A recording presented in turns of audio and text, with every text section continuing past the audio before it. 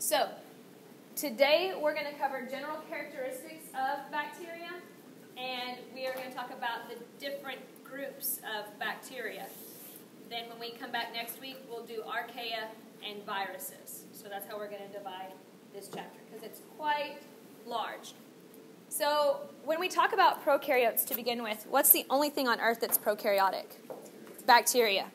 Okay, so you're going to see the term prokaryotic show up on each of these because each bacteria is prokaryotic, okay? So this is just the intro, and it talks about why it matters. E. coli is a bacteria that harvests itself inside of you. You actually use it to maintain homeostasis. You can find E. coli anywhere, but like a lot of people are like, oh, I have an E. coli infection, and usually what that means is that this bacteria has gotten out of hand. It's replicated so much it's gotten out of hand. Your body does a really good job of maintaining homeostasis. But when you get sick, it's not normally because of the E. coli inside of you. It's because of something that you consumed had E. coli in it that didn't jive well with your digestive tract. Here it talks about bacteria, and it's not necessarily just talking about E. coli. It's saying that bacteria is ubiquitous. What does ubiquitous mean? Everywhere. Regular bacteria is everywhere. On your eyelids, on your teeth. We're going to talk about biofilms today. On your desk, on your food, on your dog, in your shower, on your toilet. Everywhere. Do what? On your mom. Your mom. Yes. It's awkward, but yes. Okay? When we talk about prokaryotes, it's very difficult, and we didn't know about them for a very long time because of their size. What had to be invented for us to be able to see them? Microscope. And I don't know if you remember, but it was back in the day when Hooke and Leeuwenhoek all came together, and they started looking at teeth scrapings, right? Because they didn't know exactly what they were using the microscopes for. People were looking at their shoes, flowers, whole flowers, not realizing it, and somebody scraped their teeth and said, oh my gosh, there's animals on our teeth. And it was then that we realized that there was life that was smaller than what we could actually see. And of course, then we have our bacteria. So this is showing you just some bacteria magnified, and we're going to talk about the name of this shape. My goal by the end of this class is that you can actually look at the structure of a bacteria and kind of have an idea about either its name or where it's going to inhabit. So you'll see as we kind of move forward. These next couple slides are the introduction slides, and it'll go through what we're going to cover today. But we're going, as far as prokaryotes compared to eukaryotes, bacteria are far more simple than eukaryotes. The only thing on Earth that is prokaryotic is bacteria. And what is everything else? Eukaryotic. So trees are tigers, algae, eukaryotic. Okay, algae is a protist. Prokaryotes have the greatest metabolic diversity. I just had my metabolism diagram up there for those people who did that with me last semester. What is metabolism? The chemical reactions that occur at the cellular level. When we talk about prokaryotes, it says they have the greatest metabolic diversity. That's a fancy way of saying that there's so many different types of bacteria, they can make food from pretty much anything. Okay? You and I don't have that capability. And not every species can do that. So certain species can maintain food or create food in different ways. So we'll talk about that. Prokaryotes differ whether or not they need oxygen. So we have aerobes, which means we need oxygen, and then we'll have anaerobes, which means we don't need oxygen. Okay? Some bacteria have the ability to fix and metabolize nitrogen. So that's what we talk about, the nitrogen cycle. And we've mentioned that previously, so that should kind of be really quick. Then prokaryotes reproduce asexually. Do you remember the process? Binary fission. Binary fission. If they produce asexually, what do their kids look like? The same as them. So there's no genetic diversity. Okay? And then we will talk about conjugation, which is a form of sexual reproduction, and when that occurs. Okay? In nature, bacteria normally live in communities. When we talked about natural selection, why is it beneficial to stay in a group as opposed to alone? To live in a group. It increases your chances of survival. By yourself, you're responsible for your own shelter, your own resources, food, water, all of that. When you live in a community, what can you do? Hey, how about you be the hunter, and you be the cooker, and you be the cleaner, and you be this and that. You can divide things up, okay? Bacteria live in communities, so also they have more protection. They're not so vulnerable as one, so they can delegate, stay alive, and they have more protection. Okay, key characteristics of all prokaryotes. Again, the only thing on Earth that's prokaryotic is a bacteria. That's it. Like, there's no negotiations. They colonize a great diversity of habitats, which means they can be found anywhere. They are small, yet complex. Okay, but they're still simple in comparison to eukaryotes. They have a great metabolic diversity, which means they have different ways of maintaining or creating and maintaining energy levels. And they adapt rapidly. Does anyone know why bacteria are capable of adapting quicker than any other species? They have babies much faster. Do you know how long bacteria have to wait to have babies? Some of them can reproduce in 30 minutes. Like, from birth, 30 minutes later, they're having babies. Some of them are 24 hours, but they don't have this, 30-year lifespan. They only live for a few days, and then they're out. So they do have to reproduce quickly, which increases the chances of mutations, which is how we develop antibiotic resistance and all of that. And we can also talk about bacteria being able to adapt. I hope you've all been thinking about where you're going to swab, because you're growing your bacteria starting today. 3 main shapes of bacteria. Now, these are not the only shapes. These are the main shapes. And in 06 we discussed this, and we're going to see it over in the 07 lab when we get to lab. But Cosi is a spherical bacteria, spherical in shape. Normally, and I'm going to show you some examples, of course, as we come across it. If there's Cosi anywhere in the name, or coccus anywhere in the name, that's telling you the shape of that bacteria. So the name of a bacteria can give you a lot more than what you initially hypothesize, and I'll talk as we keep going. If it's a rod-shaped, we call it bacilli or bacillus. Okay, so we have a spherical shape, Cosi. We have bacilli. And then spiral-shaped is usually Spirilia or Spirilium. And it's like a corkscrew-type spiral shape, and it moves like that. That's how it moves. So 3 main shapes. What do we know about the genetic material of a prokaryote? It is. What do you mean it's circular? It is circular. How many chromosomes do we have? 46. What are the shape of our chromosomes as eukaryotes? Linear. Did you say linear? No. Okay. I was like, did I just never mind. So we have 46 linear chromosomes. A prokaryote is unique because it only has 1 circular chromosome. 1 circular chromosome. That's it. Just 1. 1 circular chromosome. And do they have a nucleus? No, it clearly says there's no nucleolus, there's no nuclear membrane. Because in order to be a prokaryote, pro means before, karyo means nucleus. So prokaryote means before a nucleus. They have a region called the nucleoid, which is just fancy for that's where all the DNA is. Bacteria also have small pieces of DNA called plasmids. Plasmids are not necessarily the main chromosome. They're like an accessory chromosome that may have been picked up randomly somewhere. I know that sounds crazy, but we're talking about bacteria, right? And they're pretty much everywhere. And when other bacteria die, sometimes I want what you have.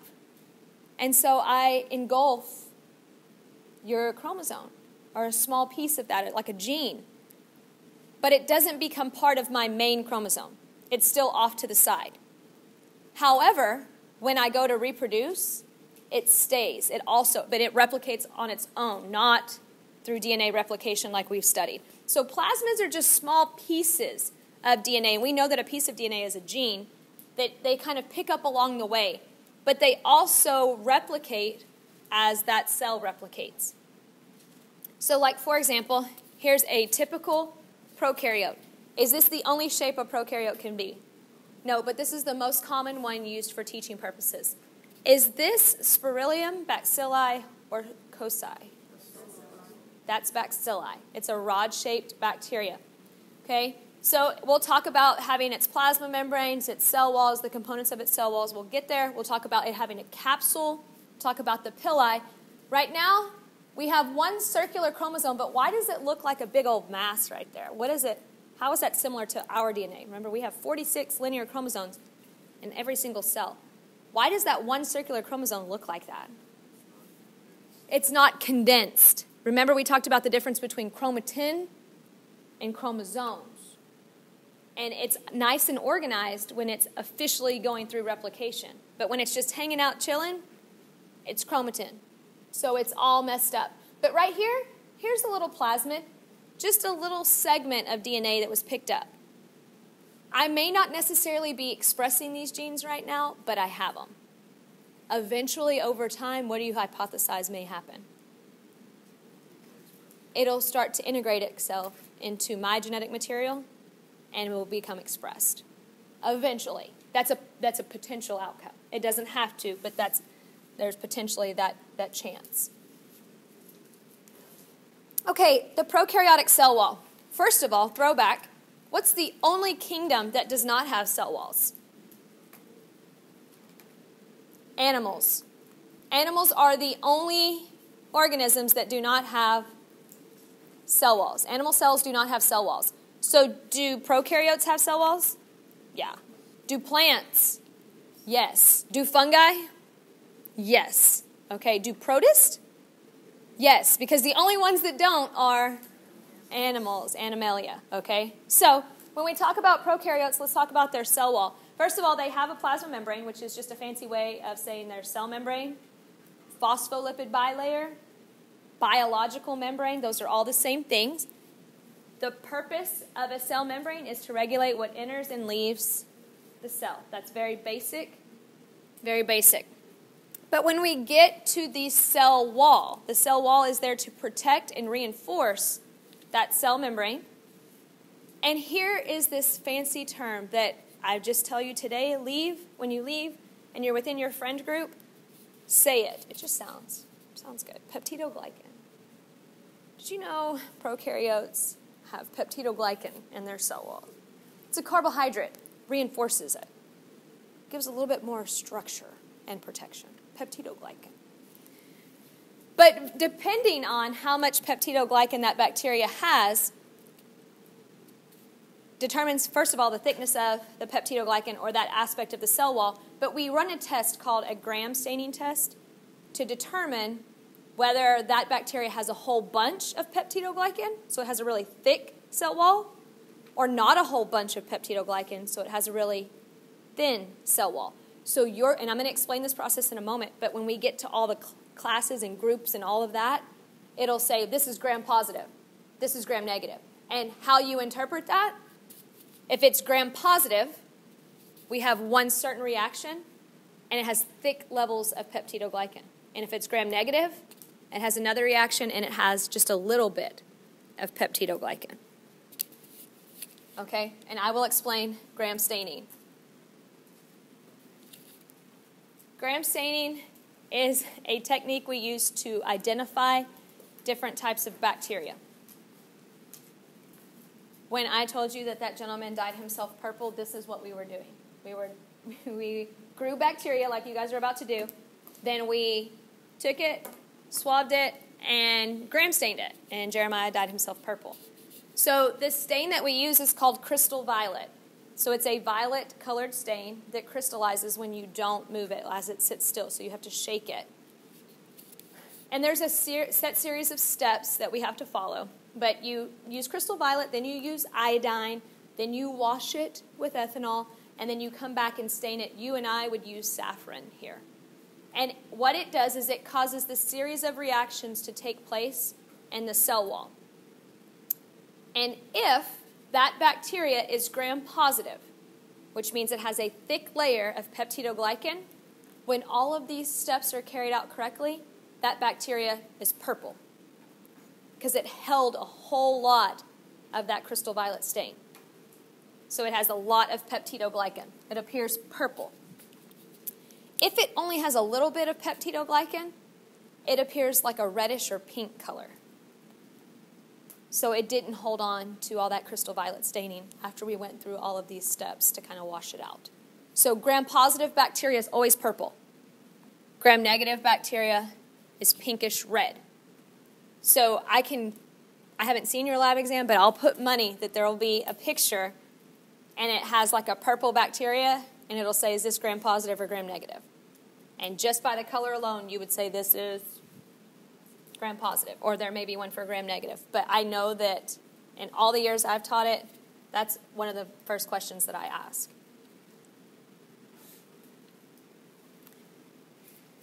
If it's gram-positive, so we have our phospholipid bilayer. We have inside of our prokaryote, but we have this thick layer of peptidoglycan. Thick layer of peptidoglycan, gram-positive. Versus gram-negative. Look at the difference. A lot less. So we'll talk about the impacts of this shortly. Okay, so like here, a picture like this. This would be gram. That's just how you would read it. Oh, this bacteria is gram-positive. This bacteria is gram-negative. And basically what that tells you is how much peptidoglycan is found in the cell wall. Okay? It's a classification mechanism.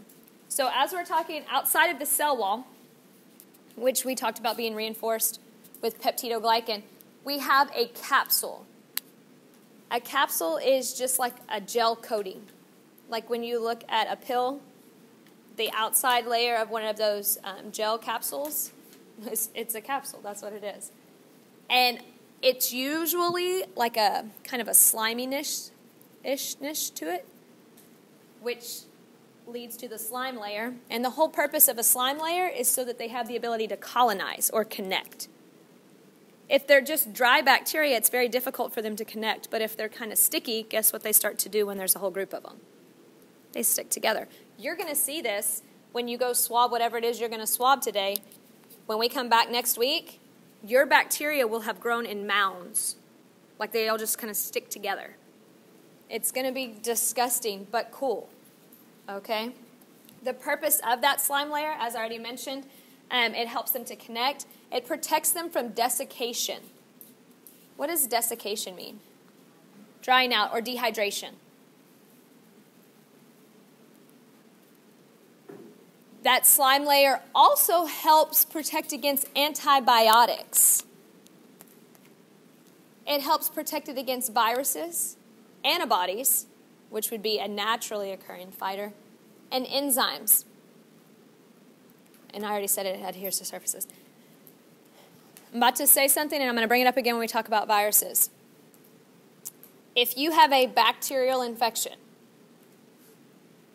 you can cure that. Because bacteria are alive.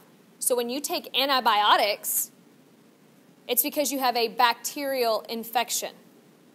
So we can kill the bacteria and get rid of the infection. If you have a viral infection, viruses are not alive. You can't kill them because they're not alive. So taking an antibiotic when you have a virus does nothing. Does nothing. So when you see the term antibiotic, that needs to be a clear indication that you're dealing with a prokaryote. Anti-bio, anti-life. You cannot use antibiotics to treat a virus. Antibiotics will only be used to treat prokaryotic infections. Okay? So just an example, this is a prokaryote. Obviously, there's not a lot of organization within that cell. And this is specifically rhizobium, but what we're looking at is that capsule and then potentially that slime layer. You can't really tell the sliminess there, but, I mean, you kind of can, but not really. But helping it stick to adhere to a surface. Ooh, flagella. Oh, we talked about these last time, not last time like us, in 1406. Do you remember what a flagella is used for? For movement. And if you are a eukaryote, your flagella comes from your cytoskeleton. It's slightly different for a prokaryote. Slightly different for a prokaryote. So it's an actual like extension that's attached, and you can see that it goes through the layers. It's still for movement. It's just what I want you to understand is it's analogous in function, but it's different in structure. So analogous means that they have the same structure but a different function. Analogous means they have the same function but a different structure. That's what I'm trying to say. They have a same function but a different structure. So if you wrote that down, make sure you said it right the second time. And correct myself. So if they're analogous, if they have the same function, like flagella are used for movement, but they are just made differently, a different structure. This is not coming out of the cytoskeleton like it would for a eukaryote. Okay, so analogous.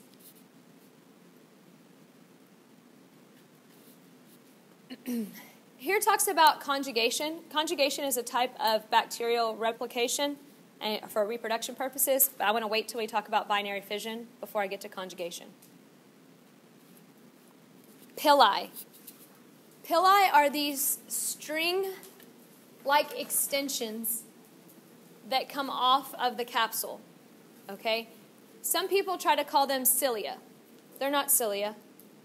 They're pili. And pili are used specifically for prokaryotes to stick to things and hold on to each other, okay? So it helps them adhere to a surface. It helps them adhere to one another, form colonies.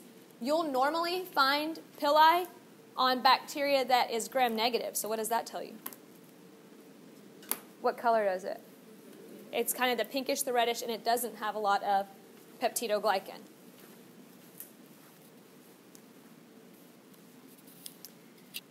How prokaryotes obtain energy.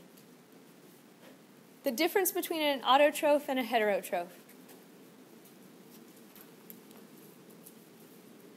You already know this, or you should. What's the difference between an autotroph and a heterotroph? Autotroph is self-feeding. Hetero is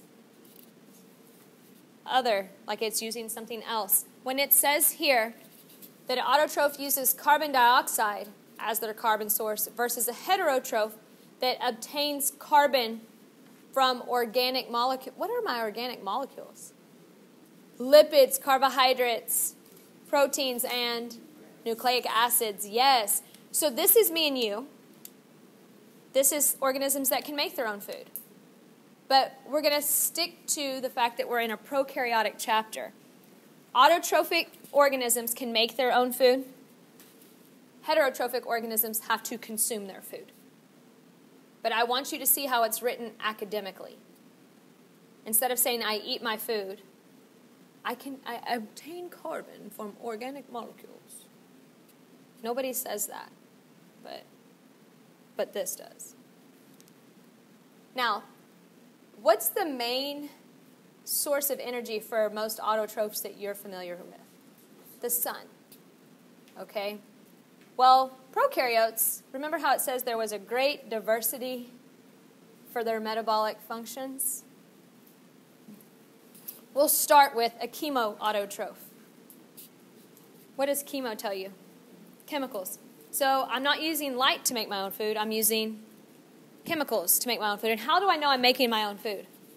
Auto. So chemoautotroph, they get their energy by breaking down chemicals. Do you remember what oxidizing means? Does it get bigger or smaller? smaller. So when I said they get their energy by breaking down molecules, you have to grab those words that seem kind of scary. Like to reduce means to make it bigger. To oxidize means to make it smaller. So chemoautotrophs get energy by breaking down or making smaller chemicals. It says inorganic or organic substances. So they're breaking it down. Photoautotrophs or phototrophs, same thing. It could say phototrophic, photoautotrophic, same thing. They're using light. Photo is light as their source of energy. So here it's just giving some information, a little bit more information on chemoautotrophs. Again, it says obtain energy by oxidizing inorganic substances. Gives you examples of hydrogen, iron, sulfur. You're going to see those over and over again, especially when we get into the different classes. What we're talking about right now is just general bacterial characteristics, not anything specific. Okay? They use electrons from oxidation to reduce carbon dioxide for ATP synthesis. What process is that? Cellular respiration! Yes! I know, I get so excited. It's so silly, but I do. Yes! Okay? Where are we going to find, when we have chemoautotrophs, where are we going to find a lot of the chemoautotrophs? Many of them are going to be in the domain Archaea. Do you remember where I'm going to find Archaea bacteria? In extreme environments, right? There will be some regular bacteria. What about eukaryotes? Will you find any of us being chemoautotrophs? Sorry. No, yeah, it's just, yeah, not a thing. Okay? So on the intro slide, it said they can obtain energy by oxidizing inorganic or organic. So this is the part that was talking about the organic aspect. Okay? So your organic molecules are your carbohydrates, lipids, proteins, nucleic acids. The inorganic ones were like iron, sulfur. There's another one right there, like it's in my head. It was hydrogen. Wasn't there a fourth one up there too? I'm sure there was. I'm trying to photo. Ammonia, nitrates, these are these inorganic things. When it's organic, remember what it contains? Carbon, yes. So again, they're obtaining their carbon from these organic substances.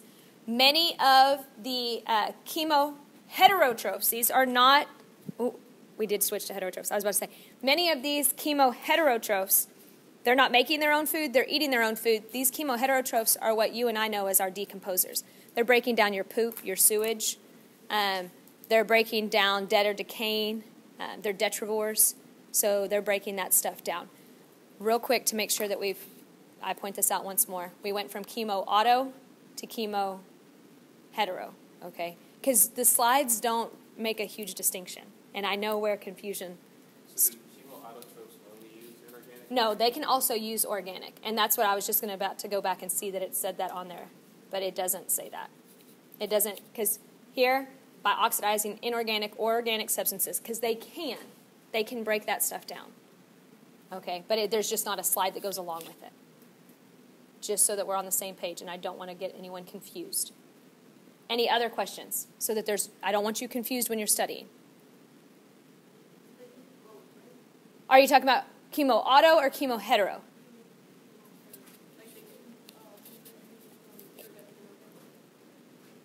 Chemohetero from organic. Chemoauto, inorganic or organic. Yes, ma'am. Other questions? Good questions. Yes. Photoauto. Just so that we're on the same page, a few slides ago, it didn't say photoautotroph, it said a phototroph. Okay? It didn't say photoautotroph, it said phototroph. So you need to know that photoautotroph and phototroph are same thing. They use energy as their light source, carbon dioxide for their source of carbon. The most common photoautotroph that is prokaryotic because we're just talking about prokaryotes, is cyanobacteria. What does cyano tell you? It's bluish green. Okay? These two types of bacteria here are going to come up in a little bit. Green sulfur bacteria and purple sulfur bacteria. They still use light, but instead of using carbon dioxide, they use sulfur. But we'll get there. Photoheterotrophs. Photoheterotrophs. I totally wish this was us. I wish we could just stand in the sun and be good. Right? We had talked about that in 1406. They use light as their ultimate source of energy. They obtain carbon from organic substances, or organic molecules, so that's our carbohydrates, lipids, proteins, and nucleic acids. These are green and purple non-sulfur bacteria. On the previous one, it was sulfur bacteria. These are non-sulfur. These are the small things that I'm going to try to point out on each slide so you have the keys to study. Okay?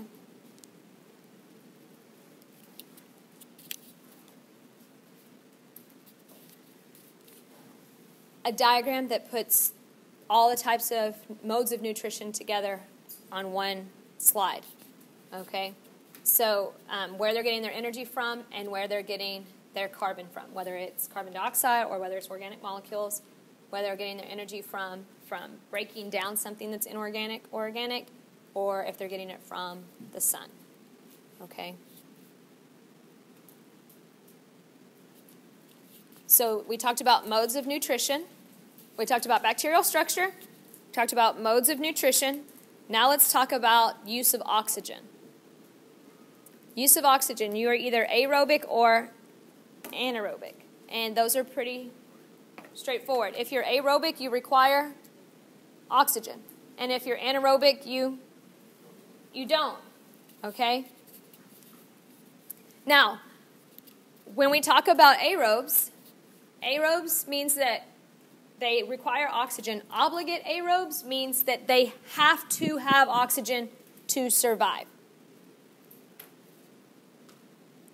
Because we're talking about bacteria here, and don't put it in your human mind as, oh, we're talking about animals too. This entire chapter is over bacteria and viruses. So aerobic means that they need oxygen, or they require oxygen.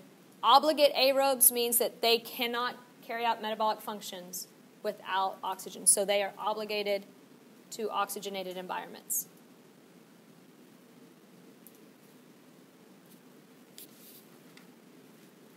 Anaerobes do not require oxygen for cellular respiration. If they're obligate anaerobes, oxygen is toxic to them. So obligate aerobes cannot live without oxygen. Obligate anaerobes, if they're exposed to oxygen, it is toxic. Dr. Guerrero, wouldn't aerobic bacteria can't live without oxygen as well? So when you say aerobic, technically what that means is for cellular respiration, the production of energy to take place, it requires oxygen. It doesn't necessarily mean that they respire using oxygen. So cellular respiration, when we talked about cellular respiration, you're bringing in oxygen, releasing carbon dioxide. And I tied that to humans, eukaryotes, breathing.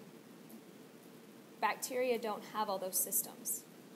So they are aerobic if they can produce energy using oxygen. It doesn't necessarily mean that they individually respire.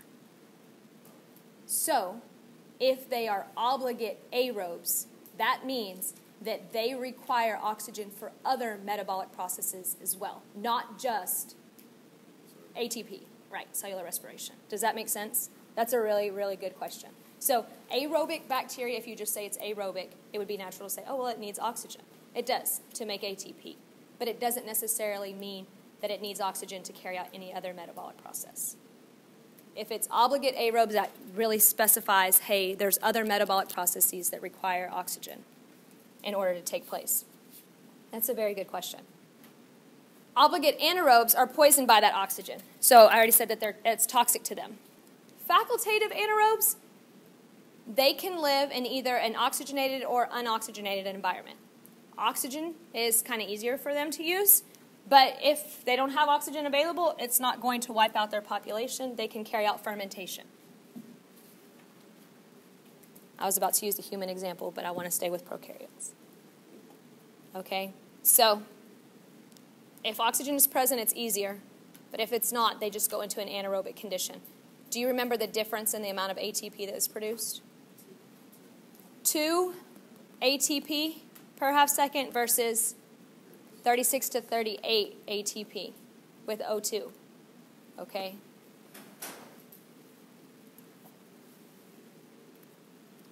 Okay, so we talked about bacterial structure, we talked about modes of nutrition, we talked about access to oxygen. Now let's talk about nitrogen. First of all, this does not apply to all bacteria. There are some bacteria that are capable of fixing nitrogen. Fixing nitrogen. Basically, what that means is they take atmospheric nitrogen, so nitrogen gas, and they turn it into ammonia. Nitrogen gas in its pure form is harmful to living organisms. But these bacteria have the ability to fix it, so change its molecular structure, carry out a series of chemical reactions that take nitrogen gas and turn it into ammonia, which is not toxic to us, which is beneficial in the soil, which is where nitrogen fixation takes place. The nitrogen cycle is pretty much completely underground. And I mentioned that when we did the element cycles in that previous lecture. The nitrogen cycle is almost completely underground, carried out by bacteria.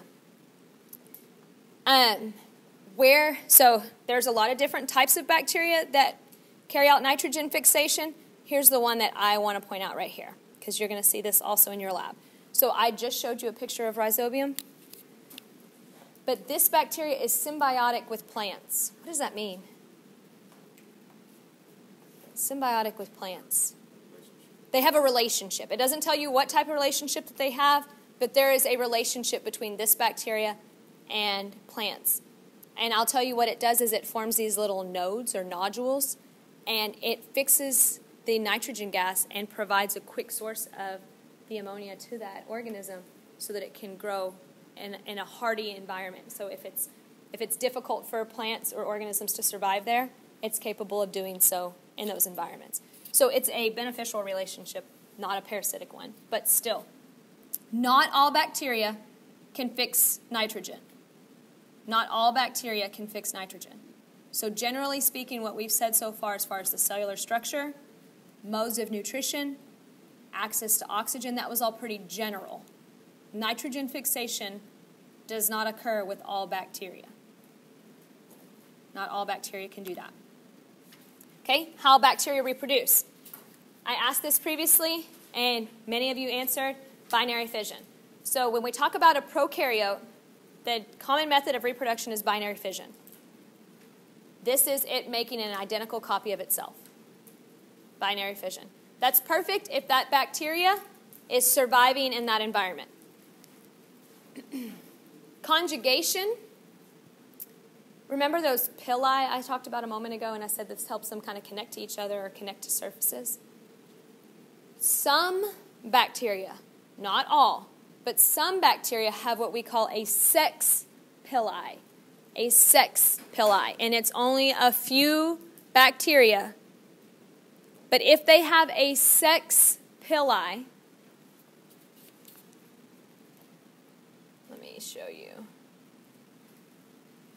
If they have a sex pili, they can temporarily connect with another bacteria that also has a sex pili and transfer DNA. And when it transfers DNA, genetic variation is introduced. So conjugation is when two bacteria, their sexual pili meet, and one sends a little bit of DNA over to the other one. And so now we have introduced genetic variation. So can bacteria do conjugate? Can they also do binary fission as well? Yes. Yes.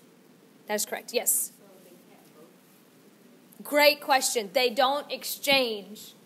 There will be one that's just sending to the other. Great question. Great question.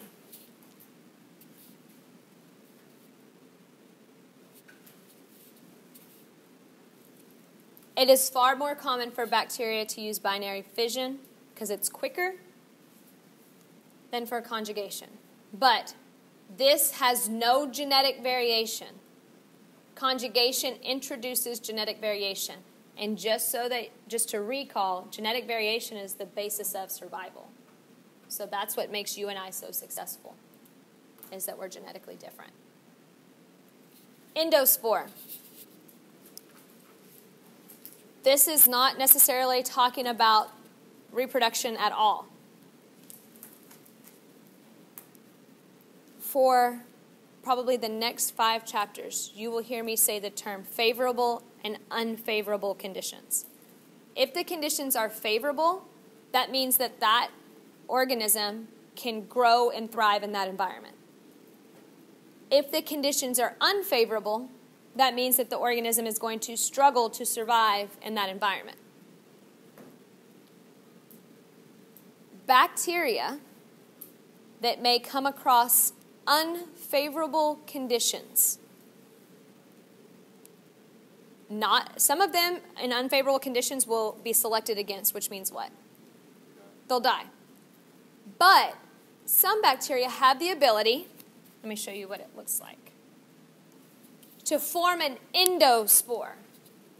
An endospore. And this is its way of protecting its genetic material and kind of going into a dormant stage until conditions are favorable again. Until conditions are favorable. So the formation of an endospore is a characteristic that some bacteria, not all, some prokaryotes, not all, have the ability to form when conditions become unfavorable. Environmental conditions become unfavorable. It's too cold, it's too hot, there's not enough oxygen. Something is unfavorable in that environment. Here it mentions that these endospores are very resistant to heat, to desiccation. And what's desiccation again? Drying out. Dehydration. Attacked by enzymes or chemicals. What some bacteria have the ability to do is when you're trying to kill them, they can form an endospore, wait for the medication or the chemicals to dilute or dissipate off, and then become active again. So you can't actually kill them. Yes? Great question. It varies based on the species. And at the end of this chapter, we're going to talk about different types of infections, so we're going to come back to time frames. So time frames might be anywhere from a couple hours to like years. Okay? Just so you know. Even though bacteria don't live that long, if they have an endospore, they're metabolically inactive. They're dormant. They're like a sleeping bear, like just hanging out, waiting for conditions to be favorable again. Good question. Biofilms. So disgusting, yet so easy to teach. You know, sometimes when you go the whole day and you've eaten various foods, and by the end you can kind of feel like this slime across your teeth. You're like, oh, I need to brush my teeth. That's a biofilm. A biofilm is a bunch of bacteria that have begun to form a sticky surface. And that's why you and I need to brush our teeth 2 to 3 times a day, because that biofilm will form. And let me show you what it does. I'll come back to this. Here's it just starting as we're eating. And then it starts to stick together, forms a colony in a few hours, maybe 2 days, like you go a couple days without brushing your teeth. And then look, it starts to trap other things. And it becomes metabolically active as a colony, so it'll start to eat away at your gums, in your teeth. Brush your teeth. Of course, biofilms don't have to occur on your teeth, okay? They can occur in other places as well. In fact, I don't know how many of you know about the synthetic bacteria that was created to consume oil that was spilled in the ocean. So we had a scientist come up with this bacteria that is capable, it's a chemoautotroph, capable of eating the oil that is spilled, and then as it processes the waste that it removes itself or releases from itself is not harmful. So we call it an oil-eating bacteria. So anytime there's a big oil spill, this guy makes a crazy ton of money because he has a bacteria that he'll put in there, it'll eat the oil, and when the oil is gone, what does the bacteria do? Die. But how it stays together is it forms this biofilm, this like plaque. It's crazy. Great invention-ish. The reason he can't patent it is because it's a bacteria and it's alive, and you can't patent something that's living because it has the ability to mutate, right? So you can't just say this and all its offspring. It's crazy. But super smart. Super smart for sure. Biofilms. Brush your teeth. So this is what you want. This is not what you want. Okay. Now, here we go. Domain bacteria. We'll talk about just a couple of general characteristics, and then we're going to get into the groupings. Okay? And it's going to be like one slide for each one. We're going to get all the way through regular bacteria today. When we get to Archaebacteria, that's where we'll stop. And we'll do Archaebacteria and viruses on Monday. When we take bacteria and we analyze it molecularly, what do I mean by that? DNA. Anytime it says molecular data, it's talking about DNA. When we analyze the genetic material of bacteria, we find that there are quite a few different evolutionary branches. And you'll see that when we get over to lab. A lot of bacteria can cause disease, but just because it's bacterial, does that mean it causes disease? No. So we'll talk about that too. The bacteria that are really good at causing disease have the ability also to become resistant to any type of treatments, which is where we get the issues with antibiotic resistance. And I'll cover that at the end of today. Here are the 6 most important groups. So if I were going to start studying the domain bacteria, which you have to study, here are the groups we're going to study. And if you have the slides match those terms, okay? So, like the Spirochetes, you have slides that are titled that. That goes with that. All right? So, 6 most important groups. And the characteristics are going to start to sound like redundant. But there's a small distinguishing characteristic for each group. So that's what you're looking for.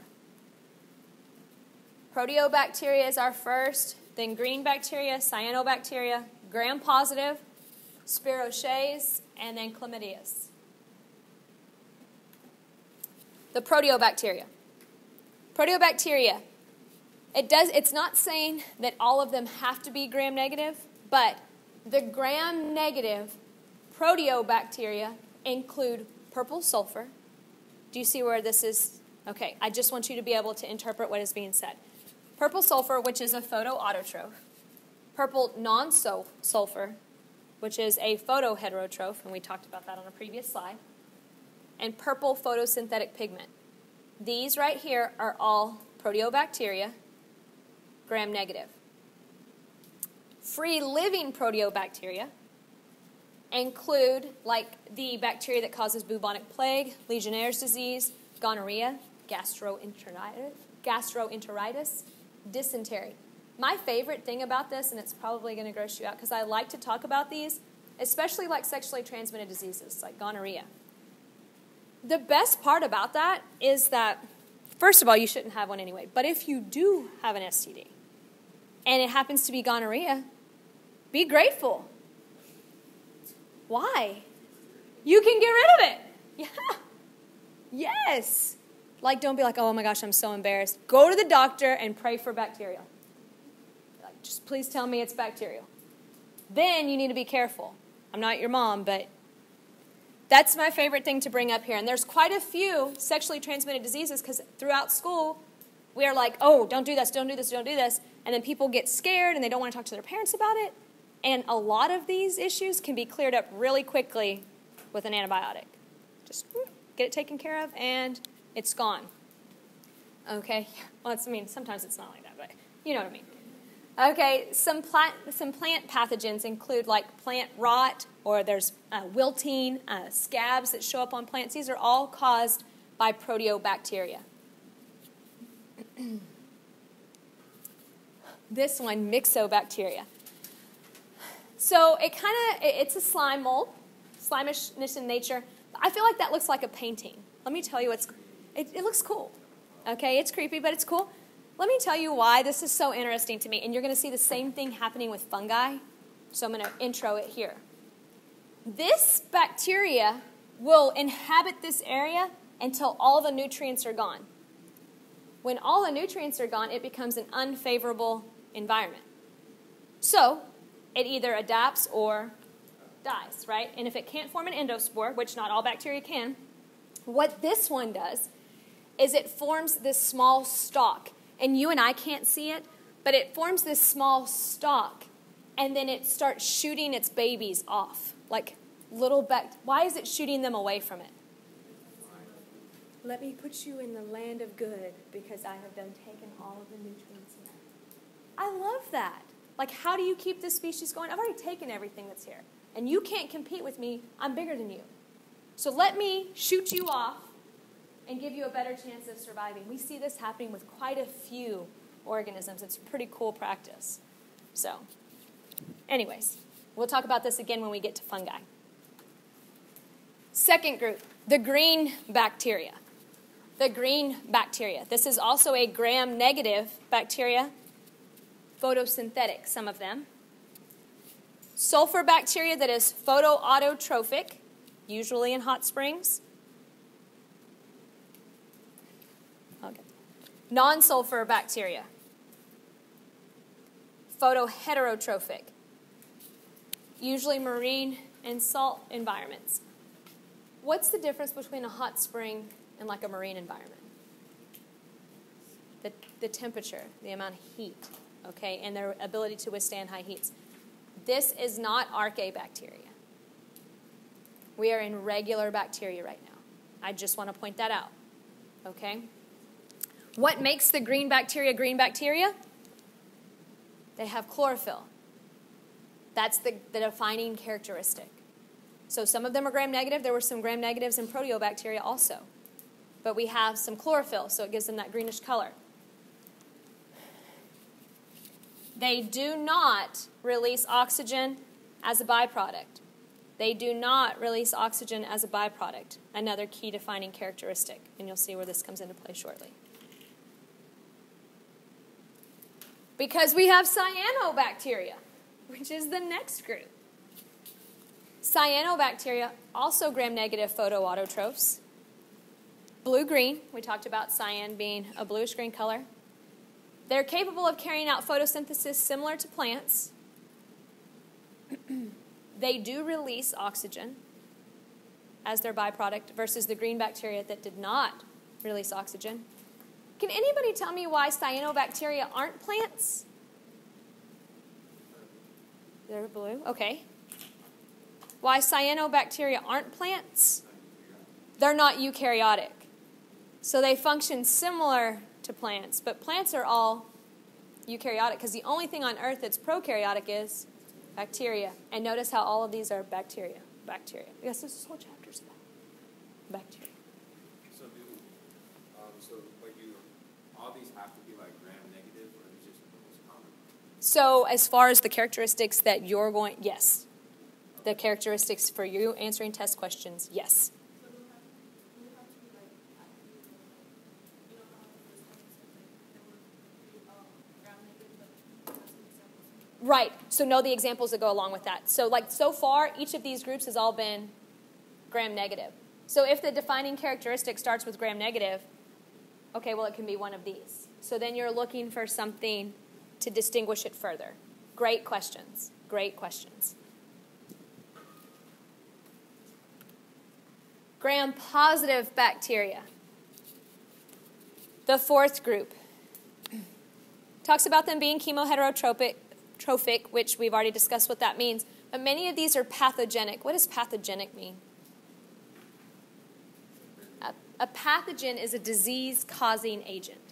A pathogen is a disease-causing agent. So pathogenic bacteria means it causes diseases. So anthrax, many of you have heard of anthrax before.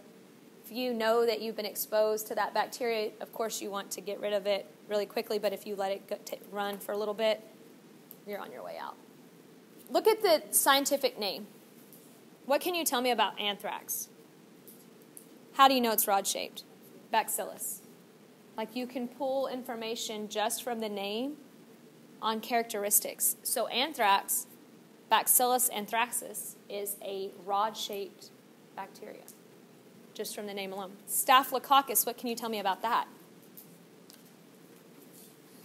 Circular shaped. It's a spherical shaped.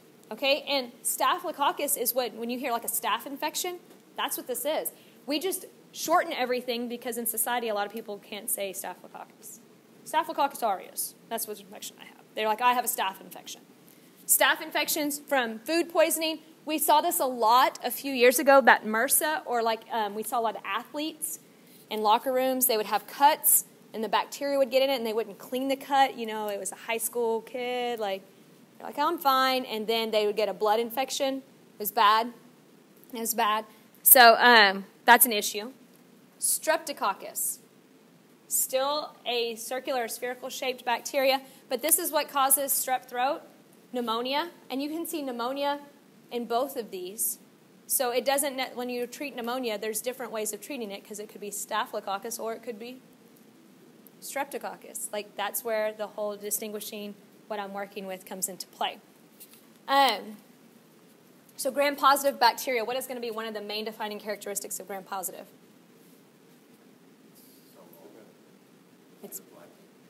So what color does it look? Purple. Yes, it has a bunch of peptidoglycans, so it's purple. Okay. Some beneficial species of gram-positive bacteria. Lactobacillus. What is lacto? It's the milk sugar. Lacto is milk sugar, and then bacillus is rod-shaped. So I have a bacteria that feeds off of milk sugar. This is what we find in our yogurts and our milk products and such. Lactobacillus. Does it make you sick? No. Mycoplasms. Mycoplasms, there's no real easy way to say it, so just the characteristics. These are super, super, super, super small. Naked cells that have lost their cell wall. That's it. They're just super, super, super tiny. It even has, they're in micrometers. Super, super tiny, smallest cells. They're falling under the gram-positive bacteria. I wasn't there. It's a great question, though. That is a wonderful question. I have no idea. I'm sure it has something to do with some evolutionary process and that their population was probably bottlenecked and something occurred and those were the ones who survived. But I don't know the story, so don't quote that story. Okay? I'm just hypothesizing. Okay. But it still has peptido. It just doesn't have a formal, yeah. Woo. Can't get crazy there, Jacqueline. Woo. No. Spirochetes. And a lot of people try to say this like spirochetes and whatever. It's just spirochetes. It's a spiral-shaped bacteria, gram-negative again. Notice how we had a whole group called gram-positive. So each of the rest of these has been called, it has gram-negative as a characteristic. As far as how it moves, it uses a flagella, and it goes in a spiral. Like it doesn't like, it like spirals. Okay? Both beneficial and harmful species. It mentions that there's a pathogenic species. Look, it's silly, but exciting. Syphilis. Oh, I have syphilis. Not a big deal. It's bacterial. We can run you a week of antibiotics and you're solid. Be safe, though. Spirochetes. These pictures are kind of hard to distinguish from far away, but they're that little corkscrew type shape bacteria. Chlamydias. Gram-negative. Cell walls within the membrane outside, they lack peptidoglycans, which that indicates to us, first of all, that the fact that they're gram-negative means that they have little peptidoglycan, right? This lacks peptidoglycan altogether, which makes it pretty vulnerable. This is an intracellular parasite that causes animal diseases. What? What animal disease? And guess what you can get rid of? You're welcome. Yeah. Hopefully you're never having that conversation, but in the event that you do have that conversation, hey, you can get rid of that. Just go to the doctor. Ways that bacteria can cause harm. So they're mechanisms of disease. Exotoxins. So they secrete these little toxic proteins that start to kind of eat through things. So an exotoxin, they release a toxin. An endotoxin is different because that bacteria doesn't release a toxin while it's living. The only time the toxin is released is when the bacteria dies or is lysed. So the toxin is inside of that organism, but it's released when that organism dies. And then exoenzymes. I just want you to use common sense. Exoenzymes.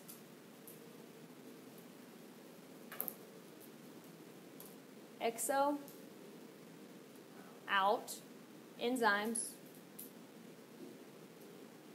Proteins that or speed up reactions. They either build up or break down, but they speed up a reaction. So exoenzymes are enzymes that are secreted that eat through that organism's cell membrane. So I'm going to kill you by eating through your cell membrane, because if I can eat through your cell membrane, you can't control what enters and leaves. Now that cell is damaged. Your question. Yes, ma'am. So, you're supposed to use antibiotics for diseases or like for bacteria, so wouldn't that be worse? Are you talking about the endotoxins? So, technically, yes. And naturally, an antibiotic has a different course, and depending on which bacteria that you are infected with. So it doesn't necessarily get better first. It kind of sometimes it gets worse, and then it gets better. But the best thing is, and I think I'm about to cover this, is your body is naturally trying to fight it. So an antibiotic is just kind of going in and like a sidekick. And you and I have learned to depend on antibiotics because we don't like to wait. If you get strep throat and you begin to change, certain habits or rituals that you do, if you drink hot water, there's different things that you can do that do not require antibiotics that will help strengthen your immune system, you can get over strep throat on your own. But it may take 14 to 21 days. And that's just not going to fit on my calendar. So I don't really want to change what I'm eating or drinking. I want to go to sleep for about 8 hours, and I want to wake up and I want to feel better. And so you use an antibiotic to kind of sidekick that. So your answer is, when the antibiotic goes in and kills that, does it release some of those? Yeah. And your immune system is steady working. So your immune system doesn't go dormant just because we're using an antibiotic. The antibiotic is there to help it. The immune system was already being exposed to that anyway. Does that make sense? Good question. Yes, resistance to antibiotics. So what we've started to see, and I'm sure you've heard, or at some point in your life had a discussion or a paper or something, and if not, I'm sure you will, about antibiotic resistance. Basically what the issue is that I don't have time to be sick. So if I feel like I'm going to get sick, I'll call the doctor. Hey, I'm starting to feel really tired, my throat is sore, and I have white patches. That indicates that there's like a bacteria growing in there like streptococcus. And so they say, you know what, you probably have strep throat. Let me go ahead and call in an antibiotic for you. So then I go to the pharmacy, I pick up my antibiotic, and I take it that first time because I really don't feel good. Go to sleep for a few hours, wake up, and I'm starting to feel better. I take the second dose. There's 10 doses But by the third dose, guess how I'm feeling? I'm feeling better. Why do we take 10 doses? And that's what I'm going to get to. By the third dose, you're starting to feel better. What happens when you start to feel better? What do you no longer feel the need to do? Take the medicine. Just because you're feeling better doesn't mean the bacteria is gone. It just means the number of bacteria have dropped. So when you stop taking the medicine here, so you had this much bacteria, you took the medicine until it got here, you're feeling better, so you stop taking it. What does that population of bacteria do now? Goes right back up. And then you don't have enough antibiotic to fight it. You're also giving that antibiotic, you're also giving that bacteria the opportunity to mutate randomly. One of them may have mutated, and even when exposed to that antibiotic, doesn't die. And so that's why you have people going 2 or 3 rounds of antibiotics before they're getting better now. And that's actually not very uncommon. Most of our population is either allergic or non-responsive to penicillin. Like, we overprescribed penicillin. I don't know how many, like, I'm 37, and every single time I was sick, I was taking that pink medicine. Like that bottle of pink medicine, and I thought it tasted so good. If you're like my age, you know what I'm talking about. Like, you'd be like, oh, I want to take my medicine, because it tasted good. Now you're drinking amoxicillin, and sometimes it tastes like... So I'm like, is there a capsule that I can take? Because I'm not a fan of the taste of that. But they don't rarely prescribe penicillin anymore because so many of us are immune to it, because we didn't take it the full course.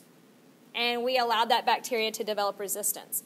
So it is a form of adaptation that has allowed that bacteria to survive long enough to reproduce. I believe this is our last talk of the day. You don't use antibiotics to treat viruses, and I've already mentioned this, because viruses are not alive. You cannot kill a virus. We'll talk about how to control viruses and how you treat a virus when you have one. But just so you know, when you have a virus, you have a virus. So you get herpes, that's not one we can take a medication for. Okay? Well, you can, but you're not going to get rid of it. So you don't use antibiotics to treat viruses. Antibiotics are only used to treat bacteria. If you begin taking an antibiotic, take it for its full course, even if you start to feel better. Take that full 10-day prescription. If you don't take an antibiotic, many of you who naturally just have good hygiene practices, you eat pretty well, you stay pretty hydrated, you take showers, your body is strong enough to heal itself. It just takes longer. And you just really have to be patient with yourself. And sometimes there's really hard days where you feel really sick and weak. But your body will work to get you back to being strong again. Yes. So we will pick up with the domain Archaea on Monday.